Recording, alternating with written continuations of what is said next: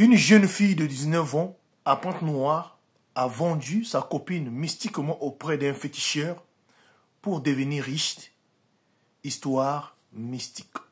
Avant toute chose, j'aimerais dire aux jeunes générations d'aujourd'hui, à nos jeunes sœurs, nos jeunes frères, de faire attention. L'argent, ça se gagne avec véritablement les mains en travaillant. La parole de Dieu déclare que l'homme mangera à la sueur de son front et non aux sectes, à la magie, ou non aussi aux arnaques ou à la fraude. Mais il faut travailler. Écoutez cette histoire de Leslie. Une histoire très triste. Leslie et Nina, les deux, des copines inséparables. Et l'histoire se passe en République du Congo, dans le quartier qu'on appelle Mpaka, en Pointe-Noire. Et voilà, les deux étaient des amis inséparables. De l'autre côté, Leslie, une fille envieuse, née des parents très très pauvres. Nina, qui espérait devenir une grande personne, donc en travaillant, en allant à l'école, en travaillant très dur. Les deux, tout s'est passé si très bien. Les deux copines partageaient tout ensemble, la team HPA. Mais Nina ne pouvait pas savoir que dans le cœur de Leslie, Leslie avait un coup envers elle. Voilà un jour où Leslie qui va dire à Nina qu'elle était en train de partir en Angola. Donc elle partait au Cabina. Donc elle devait effectuer un déplacement de 1 semaine. Et Leslie a parlé aussi à ses parents. Je ne vous ai pas dit au départ que les deux jeunes filles, ils avaient l'habitude aussi de porter les vêtements. Donc même jusqu'aux sous-vêtements. Voilà. Le jour J où Leslie devait partir pour l'Angola, était parti normalement pour aller acheter donc des marchandises pour venir revendre à Pointe-Noire. Leslie était parti. Sauf que derrière Leslie, Nina tombe sérieusement malade. Donc dès que Leslie est parti, un jour après, Nina tombe malade. Et dans cette maladie-là, les parents de Nina emmènent Nina à l'hôpital. Nina finit par mourir.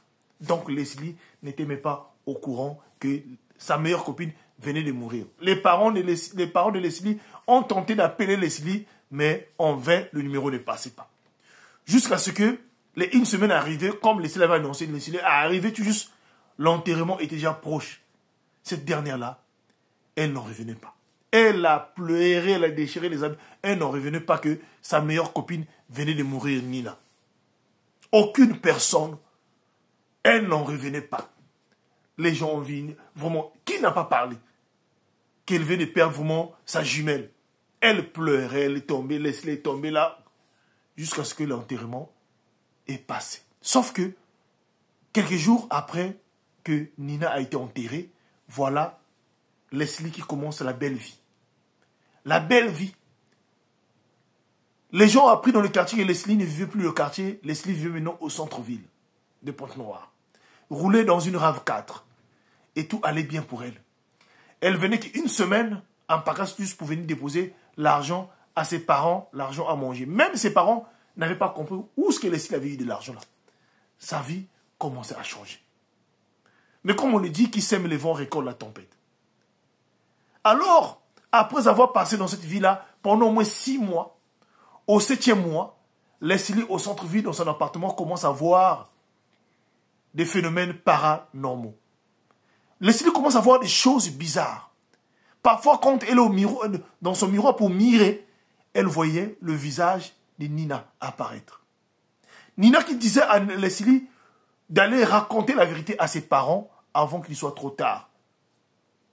Voilà comment le fantôme de Nina commence à harceler tous les jours, à hanter Leslie ces nuits. Et cette dernière avait oublié même qu'elle avait une voiture. Et à un moment, elle marchait même à pied. Elle n'arrivait même plus à aller au salon. Jusqu'à ce que c'était tellement trop pour elle. Elle décide donc d'aller confesser auprès de sa mère et son père. Même le jour, selon elle, quand elle est partie pour confesser, elle a fait asseoir ses parents. Elle a demandé à ses parents d'appeler aussi la maman de Nina, qui était aussi sûrement des voisins. Elle est arrivée, voilà comment elle a commencé à confesser. Les parents étaient étonnés. Elle dit à ses parents que non, c'est elle qui était à l'origine du décès de Nina, sa meilleure copine. Elle dit à ses parents que ses parents se souviennent les jours où elle avait effectué un voyage pour l'Angola.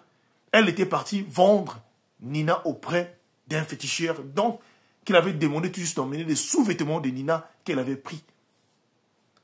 La maman de Nina qui était là, les parents. Ce jour-là, on a failli tuer Leslie. La police est arrivée là. Voilà. Quand la police arrive pour l'emmener, voilà, dans le véhicule, Nina perd la tête. Quand Nina se retrouve au commissariat, déjà, Nina n'avait plus sa tête normale. Et on demande donc aux parents de Nina de venir récupérer leur fille qui avait déjà perdu la tête, de l'emmener pour aller la soigner. Mais sauf que là, elle finit par devenir folle jusqu'à ce jour. Alors moi, j'aimerais vous dire une chose, les jeunes femmes, les jeunes sœurs, faites attention. L'envie, l'argent facile ne paie absolument rien du tout. Si aujourd'hui, on vous dit, on va vous donner de l'argent pour que vous deveniez riche et que vous sacrifiez votre proche, sachez que le lendemain, il y aura toujours des conséquences. Alors faites attention. Travaillez honnêtement.